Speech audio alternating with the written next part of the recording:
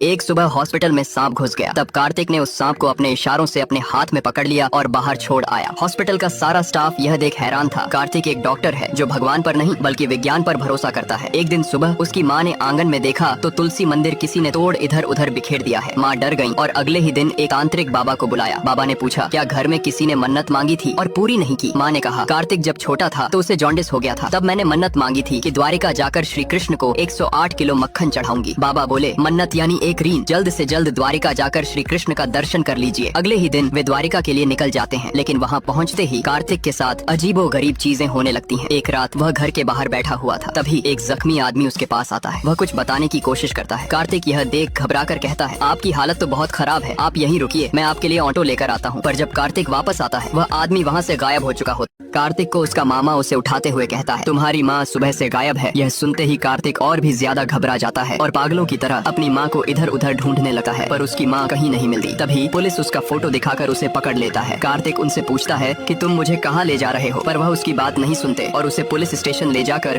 उसे एक वीडियो दिखाया और पूछा, इस आदमी ने तुझे जो भी बताया वो मुझे बता दे, तभी मैं तुझे यहाँ से जाने दूंगा। कार्तिक कहता है, इन्होंने मुझे कुछ नहीं बताया, उनके साथ मेरा कोई संबंध नहीं है। पुलिस वाला कहता है, याद करने की कोशिश कर वरना तुझे जेल में डाल दूंगा। कार्तिक को कुछ समझ नहीं आ रहा था कि उसके साथ यह सब क्या हो रहा है। तभी अचानक एक लड़की वहाँ आती है और उसके हाथ में एक चिट्ठी देकर वहाँ से चली जाती है। उसमें लिखा था, खिड़की से कूद जाओ बिना सोचे समझे। कार्तिक खिड़की से कूद जाता है और जैसे तैसे छत से कूदकर ट्रैक्टर की ट्राली पर गिरता है और लड़की के साथ वहाँ से भागने में कामयाब हो जाते हैं। एक मंदिर में रुकर कार्तिक लड़की से पूछता है, तुम कौन हो और वह आदमी कौन था? लड़की ने कहा, मेरा नाम मुग्धा है और वह आदमी मेरे दादाजी हैं। कार्तिक और मुग्धा बात कर ही रहे थे कि तभी कोई सुदर्शन चक्र जैसे अस्त्र से कार्तिक पर हमला कर देता है। उन्होंने देखा कि एक भैरव जैसा आदमी उन्हें मारने के लिए पीछे पड़ गया है। दोनों वहाँ से भागने लगते हैं, पर वह आदमी उनके नजदीक आ जाता है। तभी कार्तिक एक लकड़ा उठाकर उसकी छाती पर दे मारता है, पर उसे कुछ नहीं होता। आदमी दोनों का पीछा कर ही रहा था कि तभी वहाँ श्री कृष्ण जी की मूर्ति निकलती है। मूर्ति देख वह अपना मस्तक झुकाकर रुक जाता है। दरअसल ये अभीर लोग थे जो श्री कृष्ण से अपार भक्ति रखते थे, पर द्वारकावासी उन्हें घरों और मंदिरों में आने नहीं देते थे और न ही हवन यज्ञ में हिस्सा लेने देते थे। श्री कृष्ण के अवतार के अंत के बाद अभीरों ने उनकी एक मूर्ति चुरा ली और श्रद्धा से उसकी पूजा करने लगे, पर द्वारकावासियों ने उन्हें लाठी से पीट पीट कर वह मूर्ति छीन ली। तब अभीरों ने प्रतिज्ञा ली, श्री कृष्ण को पूजने से पहले उन सबको हमें याद करना होगा। केवल कृष्ण पक्ष के समय ही यह यज्ञ समाप्त होगा, उससे पहले यदि कोई भी श्री कृष्ण के करीब जाएगा तो वह मारा जाएगा। गुरु जी की यह बात सुनकर कार्तिक सोच में पड़ गया, आखिर इतने भयानक अतीत रखने वाले लोग मेरे पीछे क्यों पड़े? दादाजी के वॉइस मैसेज के सहारे मुग्धा कार्तिक को बेट द्वारिका अपने दादाजी के वर्क प्लेस में लेके आई। वहाँ कार्तिक को रहस्यमयी खोज के कागज मिले जिसमें लिखा था, द्वापर युग के समय में बांसुरी बजाते वक्त शिकारी का तीर कृष्ण जी के पैर के अंगूठे में लगने से भगवान ने अपना देह त्याग दिया और तत्पश्चात पूरी द्वारिका समुद्र में डूब गई। किंतु उससे पहले कृष्ण जी ने अपने सलाहकार परम मित्र उद्धव जी को अपने पैर का कड़ा देते हुए कहा, द्वापर युग के अंत के बाद कलयुग आएगा जिसमें पाप और बुराई चरम सीमा पर होगी। तब जो संकट आएगा उससे बचने के लिए यह चीज काम आएगी। द्वारिका नगरी के डूबने के बाद उद्धव जी ने द्वारिका से निकलकर जो इस कड़े के लायक होगा वही व्यक्ति उस तक पहुंच सके, ऐसे आधार बनाकर उस कड़े को एक रहस्यमय जगह पर छुपा दिया। कलयुग में कई राजाओं ने कड़े की खोज की पर कोई उस तक नहीं पहुंच पाया। आखिर में वल्लभ वंश के सूर्यवर्मन ने कड़े तक पहुंचने का एक सुराग हासिल कर लिया था। उस खोज को एक पत्र में लिखा गया था। उस पत्र के सहारे मुग्धा के दादाजी ने उसे खोज निकाला जो कि द्वारिका में ही छुपा दिया, जिसका क्लू वर्क प्लेस में ही मौजूद था। तब कार्तिक की नजर एक चित्र पर पड़ी। दादाजी की खोज के कागज पढ़ने के बाद कार्तिक की नजर एक चित्र पर पड़ी जो कि कृष्ण तालाब का था। तब कार्तिक को याद आया कि मुग्धा के दादाजी उसे इसी चित्र के बारे में बताने की कोशिश कर रहे थे। बिना समय गवाए कार्तिक कृष्ण तालाब के पास पहुंचा और उसमें छलांग लगाकर पानी की गहराई में जाकर पहले आधार मोर पक्षी के साथ बाहर आ गया। कार्तिक को रोकने के लिए प्रोफेसर के गुंडे वहां आ गए, पर कार्तिक के सामने वह ज्यादा देर टिक नहीं पाए। कार्तिक ने अब दृढ़ता से भगवान श्री कृष्ण के कड़े को ढूंढने का निर्णय लिया। एक ढाबे में बैठकर कार्तिक ने मोर पक्षी पर जब पानी डाला तो वह स्वर्ण में बदल गया जिसमें एक मंत्र लिखा था। वह बढ़कर कार्तिक को आगे का रास्ता पता चला जो कि मथुरा में गोवर्धन पर्वत पर एक गुप्त दरवाजा था और मोर पक्षी उसकी चाबी थी। किंतु कार्तिक के आगे अब एक और समस्या थी, काफी लोग और पुलिस उन्हें ढूंढने लगी थी। तब कार्तिक ने अब्दुल मियाँ को पैसे देकर उसकी गाड़ी में छुपते छुपाते मथुरा के लिए रवाना होने का फैसला किया, पर वहाँ के कुछ लोगों ने कार्तिक और मुग्धा को पहाड़ पर जाते देखा और अखबार में उनकी तस्वीर छप चुकी थी। तभी वहाँ के रहने वाले लोगों ने अब्दुल मियाँ को अगवा कर लिया। कार्तिक और उसके साथियों पर 5 लाख का इनाम था, इसलिए गाँव वाले उन्हें अगवा कर गाँव में ले आए। वहाँ एक तांत्रिक ने सबके माथे पर तिलक किया और एक कमरे में सबको कैद कर दिया। उसी कमरे में एक लड़की इस तरह बैठी हुई थी जैसे उसके शरीर में में किसी आत्मा का साया हो। थोड़ी देर बाद 2 लोग आए और लड़की को पकड़कर तांत्रिक के पास ले गए। तांत्रिक ने उस लड़की को बालों से खींचकर चारपाई पर बांध दिया, फिर मंत्र पढ़कर उसके ऊपर कोड़े बरसाने लगा। दूसरी ओर कार्तिक खिड़की तोड़कर बाहर निकलने की कोशिश कर रहा था, पर उस बेचारी अबला पर नजर पड़ते ही उसने अपना इरादा बदल लिया। उसने गुस्से में एक डंडा उठाया और तांत्रिक के सर पर जोर से मार दिया। कार्तिक का गुस्सा देखकर कोई भी उसके आगे आने की हिम्मत नहीं कर पाया। फिर उसने पूरे गाँव को प्यार से समझाते हुए कहा, इस लड़की के शरीर में कोई आत्मा नहीं है। आप लोगों की अंधश्रद्धा ने इसे पागल बना दिया और इस तांत्रिक की हवस ने इससे भूत। गांव वाले सारा सच समझ गए। उन्होंने कार्तिक की मदद की और उसे आगे का रास्ता दिखाया, जो कि गोवर्धन पर्वत राधा कुंड की ओर जाता था। पहाड़ों की ऊंचाई पर स्थित गोवर्धन गिरी पर्वत, जो कि राधा कुंड है, वहां पहुंचते ही कार्तिक को एक पत्थर पर छपा हुआ मोर का चित्र दिखाई दिया, जिसमें एक छेद था। चित्र देखते ही कार्तिक समझ गया कि मोर पक्षी ही इसकी चाबी है। मोर पक्षी को छेद में लगाते ही एक रहस्यमय पत्थर का दरवाजा खुलने लगा। कार्तिक और उसके साथियों ने गुफा में प्रवेश किया। अंदर बिल्कुल अंधेरा था, पर तभी कार्तिक के हाथ में एक पत्ता गिरा। यह देखकर वह सोच में पड़ गया, अगर ये पत्ते इतने हरे हैं तो इस गुफा के अंदर कहीं न कहीं से सूर्य की किरणें आ रही हैं। तभी कार्तिक को मंदिर के गुरुजी का दिया हुआ मंत्र याद आया, जो था तमसो मां ज्योतिर्गमय, अर्थात मुझे अंधकार से प्रकाश की ओर ले चलो। यह मंत्र सबने एक साथ जोर से पढ़ा। तब पूरी गुफा में सूर्य की किरणें दर्पण से टकराकर एक जगह ठहर गईं, जो रास्ता बताती थी। वहां जाकर कार्तिक ने मुग्धा को ऊपर उठाया और वहां से उन्हें दूसरा आधार मिला, जो कृष्ण जी की बांसुरी के समान था। एक जगह बैठकर जब सबने ध्यान से देखा तो वह असल में एक टेलीस्कोप था। सुबह जब सबकी आंख खुली तो देखा गया कि टेलीस्कोप के साथ मुग्धा वहां से गायब।